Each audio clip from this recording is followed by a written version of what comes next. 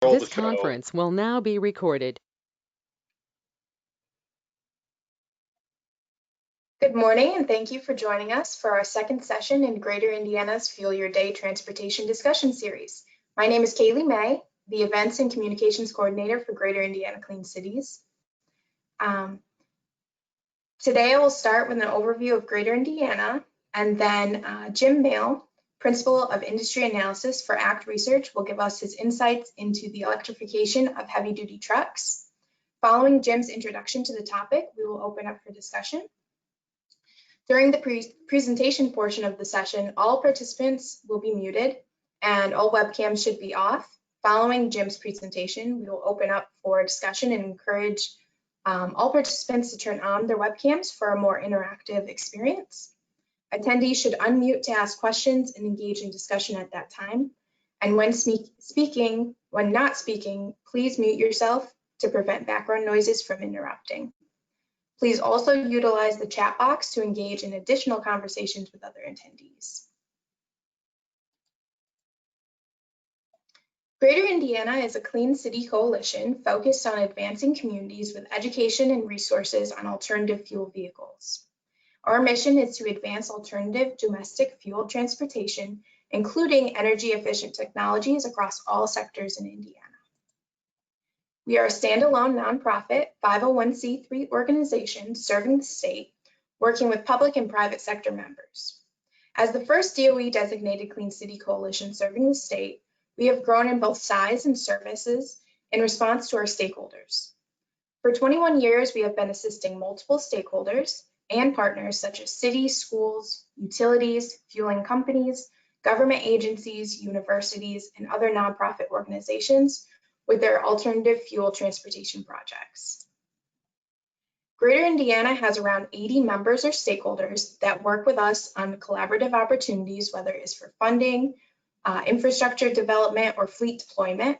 Together, we host educational and networking events, fostering opportunities for partnerships between fleets and industry providers.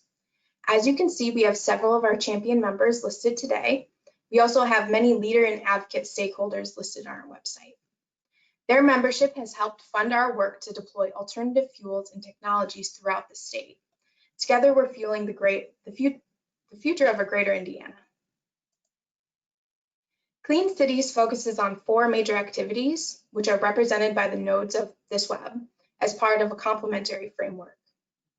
Local and national partnerships, Clean Cities helps convene key community and business leaders to develop and implement projects, leverage resources, and address local barriers through programs, coalitions.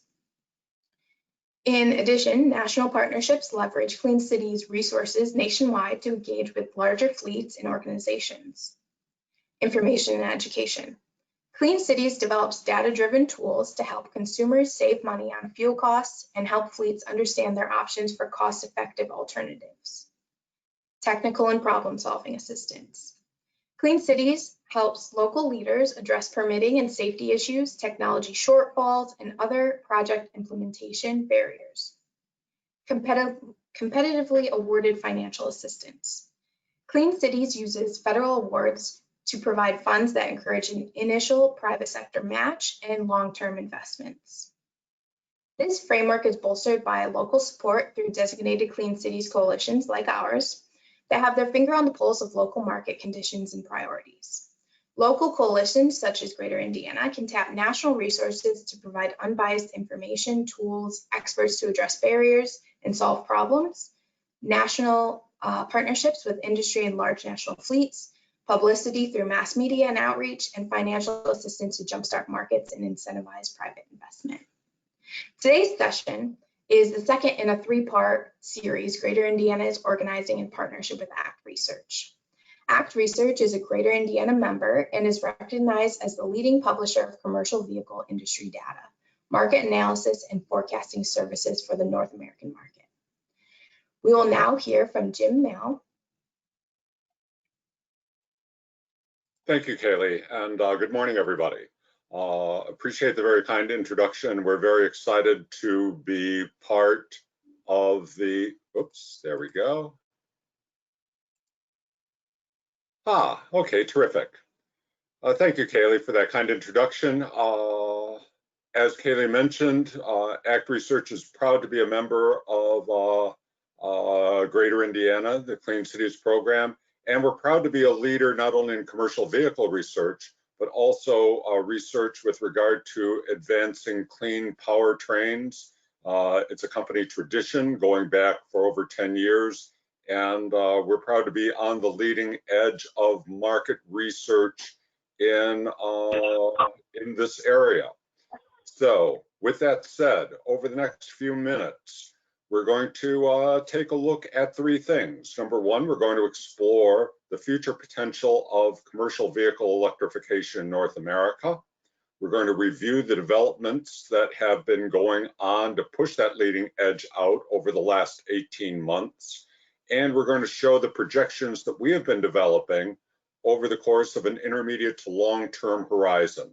In essence, what we see for the next 15 years. So that's our program for the next few minutes, and then we'll begin the fun part of the program, which will be your questions and our attempts to answer them. So moving on from there, why electric? We consider it to be the confluence of three phenomena coming together in this little bit of a Venn diagram here. Number one is technological advance, as the cost of clean power has declined over the course of time. Number two is regulatory pressure, reflecting the choices and preference of the political body at large, manifest in the actions of legislators and regulators to push the industry for a cleaner environment. And then, of course, the third element of that, which is the public at large and increasingly environmentally sensitive and sustainability sensitive corporations and trucking operators who want to show their colors, show their stripes in terms of their good citizenship and environmental responsibility. So these are the confluence of these three trends that we think is the foundation point for our clean power initiatives. We're a numbers shop, and we think the numbers are pretty impressive. This is a view that we have starting with the total commercial vehicle unit potential on that very top row, taking a look at a 5-year out time span, a 10-year out time span, and a 15-year time span, where we see the total commercial vehicle market, that would be class 4 through 8, growing over the course of time from roughly 600,000 vehicles in 2025 to 650,000 vehicles. But perhaps the more telling part of this story is the share gain, the take rate for battery vehicles, where for class 4 and 5 vehicles, we see that market share reaching 8% in 2025, doubling to the year 2030 to 16%, and then reaching close to 20% in 2035. Likewise, for class 6 and 7, the trends you can see there, 13%, so in the double-digit range, and then going up to 20% in the 2030 to 2035 period. For reasons we'll be discussing, class 8, the share gains are not so prominent. 3% modest share in 2025, going to 7, and then 10% in 2030, 2035. Moving on, the unit sales forecast, I won't go into that detail. You can see them on the table here, but in aggregate, we see the commercial vehicle market over the course of the next 15 years reaching 100,000 units. That's the number in the lower right-hand corner. So a significant share, 16%, a considerable share of the North American vehicle market. So the real punchline for this is that electric power is a reality and will be growing to double-digit share gains over the course of the 15 years ahead. We think the largest share in unit potential is in class 6 and 7, because here the applications are in a sweet spot.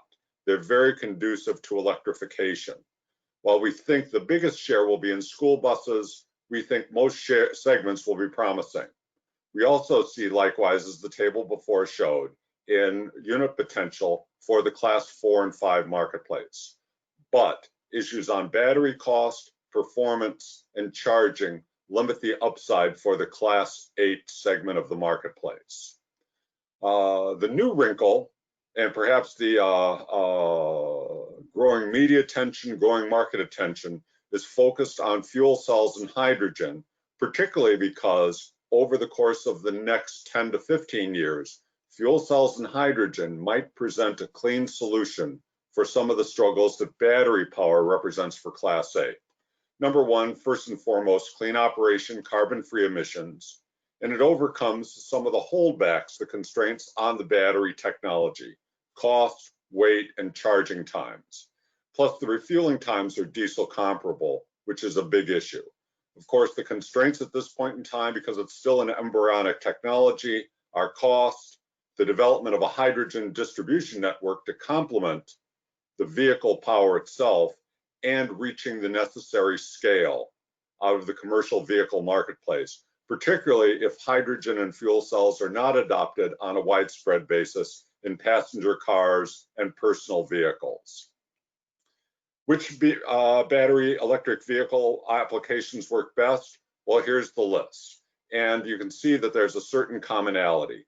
Regular operation plus a window of opportunity for extensive downtime through the course of the day, allowing battery recharge. So the sweet spot would be occupied by Class 8 transit bus, Class 8 yard spotters, terminal tractors, Class 6 and 7 school buses mentioned before, and local and urban delivery vehicles, beverages, and parcel delivery, particularly on the Class 4 and 5 segment.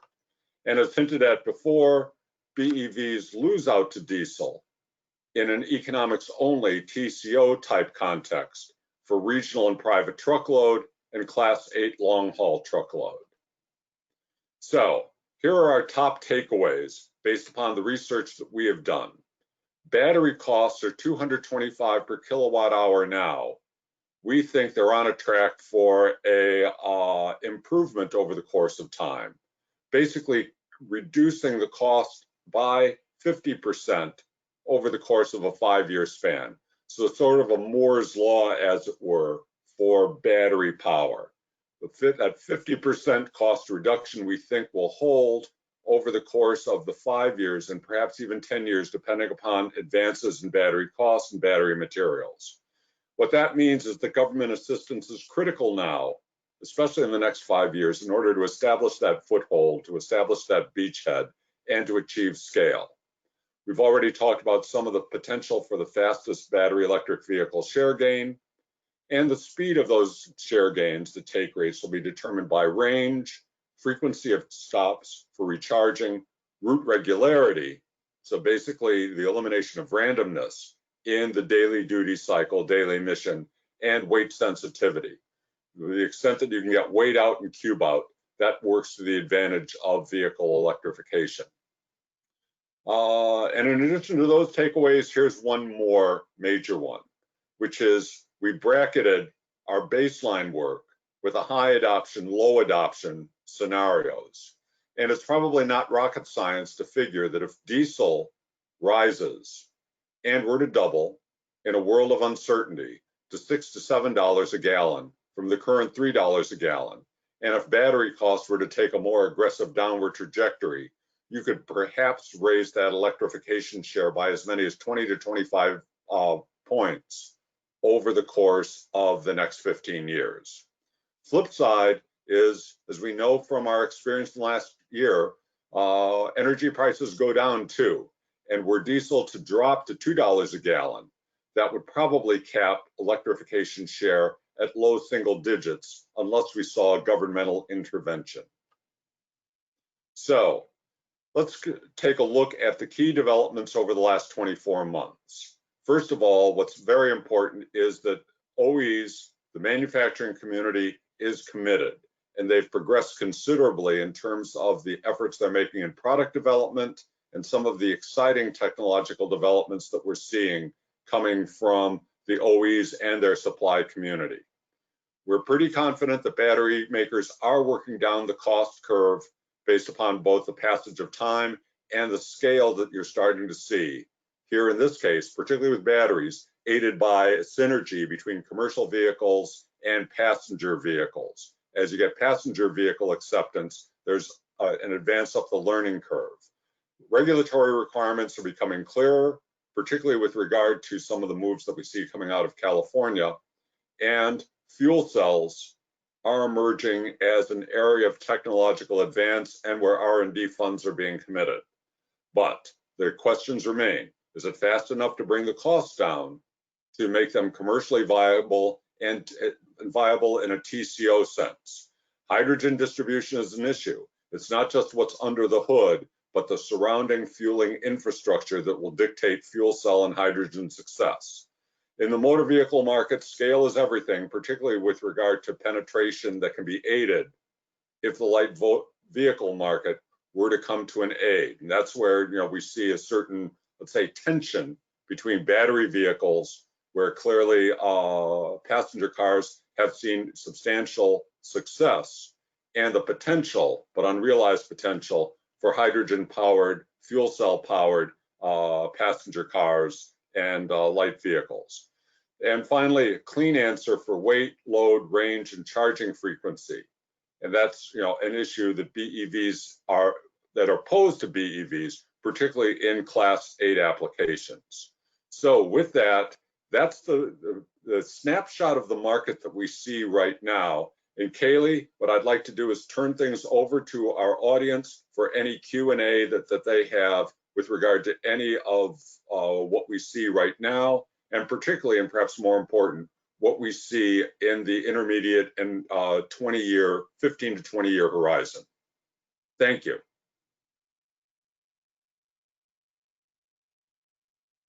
Thank you, Jim, for all your insights. That was great.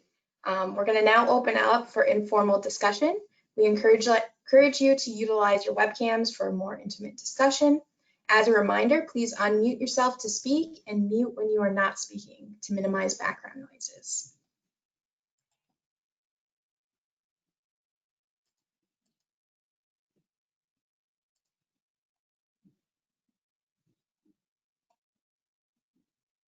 And welcome, Kerri. Hey, Kaylee. Yeah, if people want to open up their videos too, it'd be good to see everyone.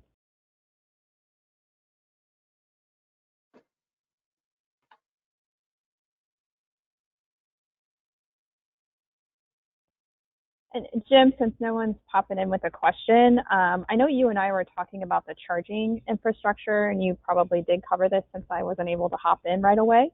But I know that's been a big factor in a lot of the fleets we've been speaking with who are looking at, the electrification of heavy duty trucks. And what are you seeing as far as the progress with this, or the progress and the investment in it to really make that happen? I would divide the world into two parts. With regard to charging infrastructure, first of all, a very encouraging phenomena is that the charging costs are dropping, and we see it, I guess the best way to put it is we see it across the board in terms of both the electrification of the vehicle itself and the surrounding infrastructure with regard to battery charging infrastructure costs. In many senses, Kerri, the world, and our entire audience, in motor vehicles, scale is everything. If you get enough volume, if you get manufacturing volume up to speed, it's a trigger to really climb up what is called the S curve, which is you get more units and you start seeing that drop. This is somewhat speculative, but I would venture to say that if you take a look at today's costs and then project them out for charging, you will probably see a drop on the order of magnitude of 20 to 40% over the next 3 to 5 years as the battery vehicle fleet, the population, starts to expand in commercial vehicle applications. Let me make that clear. And here again, we talk scale, scale, scale. If you're talking about a multiplicity of charging stations, let's say to support a fleet of 30 or 40 pickup and delivery vehicles, for example, you're going to see, a terrific cost advantage relative to the onesies and twosies. So it's one of these balancing kind of issues where, you walk in right now and you say, I want to, set up charging for 1 or 2 experimental prototypes. Yes, you're going to look for some financial assistance or some subsidization. In 4 to 5 years, and our numbers are based upon building infrastructure into the TCO.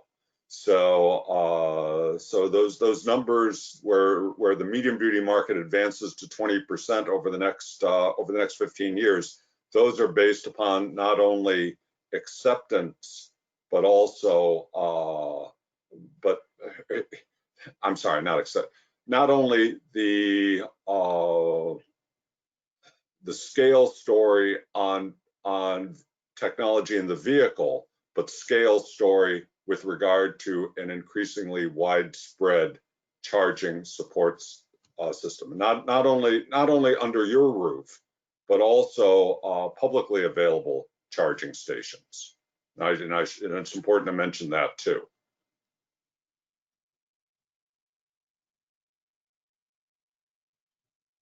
You probably see some people moving around. I have, this is apropos. We're helping demonstrate an electric street sweeper today, just outside of Indianapolis. So this is very fitting. So that the guys are loading up the truck and everything, or the sweeper, as we're talking. So if I seem a little distracted, that's the commotion going on around me. But I love that this is all tying in to each other.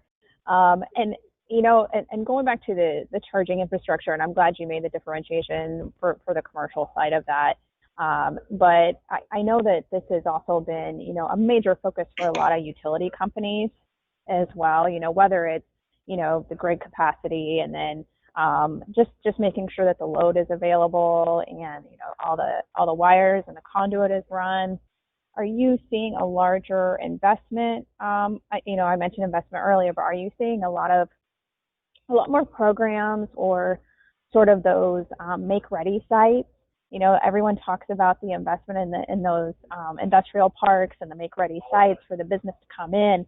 So are you seeing more adoption for those make-ready sites for heavy-duty electric trucks? Here again, there's always the issue of interest, and there's the interest of dollars. I would say the interest in terms of inquiries, in terms of let's say agitation to go and let's say secure money, particularly if the money is matched by let's say VW settlement money, and those pockets of funding, yeah, and I don't want to be a naysayer. I want to say there's a lot of talk, and you need talk to precede dollar spend, but there's a little bit of, when it comes to dollar spend, particularly on the part of standalone fleets, there's a lot of look around and say, I'd like the other player to be the first mover. And once I see Joe or Jane down the street take that first move, I'll be there. I want to be the second one on the scene. So I think that's very common. that talk is for real. The interest is for real. The mentality is, especially, and I mean, these are your customers, these are our customers. But on the commercial vehicle side, there's to a certain extent a conservative mindset that says, to mention another state, a Missouri type mindset, which is prove it to me. I'm going to be a Missouri mule. Once I see the momentum start to pick up, then I'll join on board, because I have to make this work from an ROI perspective. And I draw that distinction between that and, let's say, the personal car operator who might be motivated by the kind of thing you pick up in psychographics. This looks real good in my driveway. This looks real good at the country club. This works real good in the faculty parking lot at the university. Yeah, you're right. There are so many people that are waiting for others to sort of make that leap and test it out, and then everyone is then going to point and see, where are those cost savings? What is and is it right for me? Is it going to be the best investment for my company or our operations? So, and it's such a hot topic, and I'm so glad you're with us today to talk about this. And you guys have been such a fantastic partner for our group, and the research you guys do is valuable to the industry. So anyone who hasn't checked out the website for ACT Research or some of the studies they've produced, these are very good studies to check out and sort of gauge your investment as a company or when you advise people on making that leap into an alternative fuel type of trucking operation. And since it's so noisy, I don't know, maybe I can take my computer over here and I can show you guys yeah, it sounds like your streets are being kept clean there, Kerri. So here we go. Let me see if I can show you. Oh boy. Yeah. Oh, that's so great. Pretty cool. You guys are getting some play. We have a so I'm gonna throw him online here. This is Scott Brown with Brown Equipment. So they're one of the people selling. They help promote the electric street sweeper. So this was, like I said, I love the fact I could tie all this in together today. So thank you. Hey, Kerri, actually, this is perhaps not part of our program, but that's a great illustration of the kind of application that is going to lead to, let's say, those market share gains that we pointed out on our tables, which get us excited, but they're a little bit dry. That's a real tangible application that gets back to what we consider the sweet spot for the battery vehicles, where you say, yep, it's awfully hard to get a Class 8 long haul tractor under the battery umbrella, just because of the charging needs, the infrastructure support there. But you talk about a school bus or a street sweeper or a beverage truck or a P&D kind of application, you're operating for over the course of a workday duty cycle. It's got regular, predictable routing. It's not going to change. The mission doesn't change very much from day to day to day, and those applications are going to migrate to a battery solution very, very quickly. There's where your fast takes are going to be, and that's really absolutely the 5-year reach. Yeah, I think that, and that's something those are all the kinds of conversations we have with people. It's like, what can I switch to now? And it's like, well, you're right. What is your application? How far are you traveling and how often? Because if it's, or even if it's not the street sweeper, we deal with a lot of municipalities who are dealing with, their code enforcement department or people who are all, they're all staying local. And so they're making those trips back and forth. They're inspecting a property. They're, putting a parking ticket out. These are all very good applications for like those more light duty, like you said, in those applications for them. And you're right, like we're seeing an uptick in the investment and the programs to make those, to make the batteries better and cheaper, right? And then hopefully they don't weigh as much either for those heavy duty trucks, because I know anytime, even when there was the switch to CNG, there was the whole weight discussion and then trying to account for the fact that it was in a different category. And so they had to account for that, whether it was within state or interstate. So I think that's also an interesting discussion that has yet to be fully broached as far as, the weight classification and things like that with the heavy duty electric trucks. Have you heard more rumblings on that front? Once again, this is rumblings. The OEs are, I guess I'll mention names. Tesla is, the first thought always turns to Tesla because Tesla is, in fairness, and I don't think I'm upsetting the apple cart by citing them. Ordinarily, we love all the OEMs, but we'll just say Tesla has a way of generating publicity, and in part, it's because they're not vaporware; they're for real, and they're leading edge in terms of let's say having that magic synergy between seeing volume, obviously particularly on the light vehicle side, and having ambitious plans, particularly on the heavy duty Class 8 tractor side. They are, I think it's fair to say, they're secretive. So you sort of have to play guessing games with regard to exactly what they might do, but sort of the buzz is they could really push the envelope and maybe have cost-effective vehicles on the road in a 5-year time frame, but nobody knows for sure. So the other competitor OEs, including our customers, are pursuing both the battery solution, even though there might be a technology leadership gap.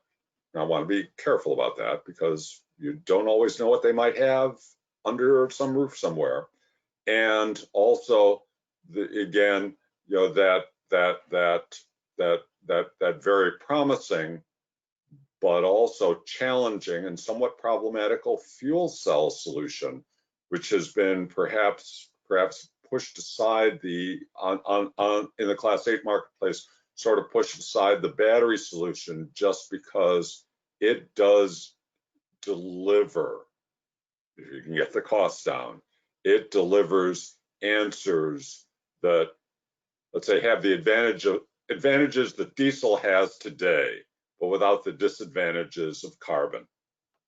So yeah, I mean that's a long way of saying Tesla might deliver another Wowee product in the space, but the OEs are hedging their bets, pushing batteries, but also saying, we might need the fuel cell answer, but the fuel cell answer is probably not a volume answer in a 5-year time frame. Okay, thank you. Thank you for covering all that. And I don't see where anyone's popping on with a question, Kaylee. So no, you can Jim, also. If there's something that, oh, go ahead. I was going to say, if you don't want to ask it live, you can stick it into the chat box and we can ask it for you if you have a question.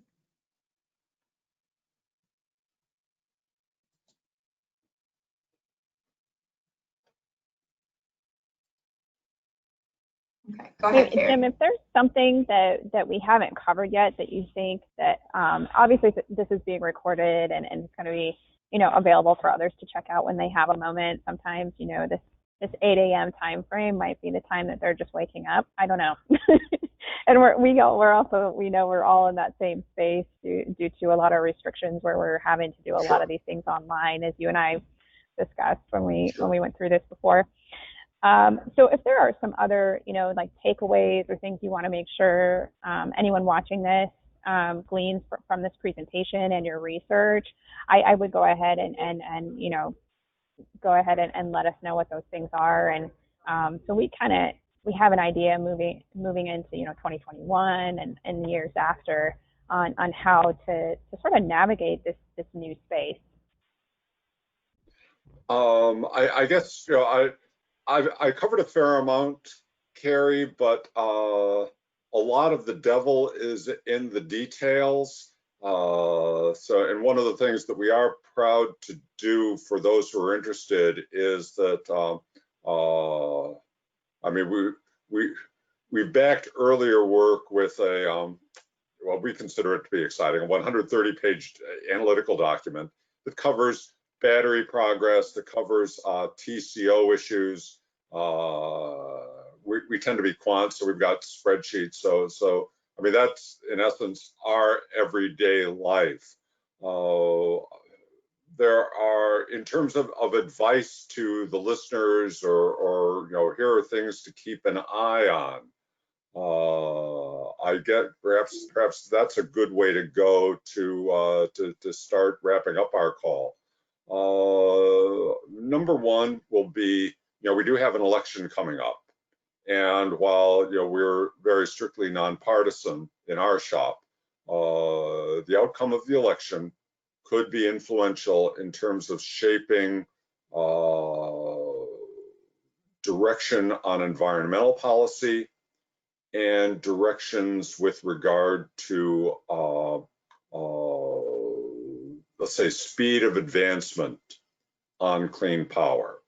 So that's issue number one. Issue number two, policy is set, as you very well know, not just on a national level with the president's administration and Congress and the EPA, but by very influential local players. So above and beyond what's going on in Washington, D.C., keep an eye with regard to what's going on, most notably in California, a significant marketplace that is in the vanguard.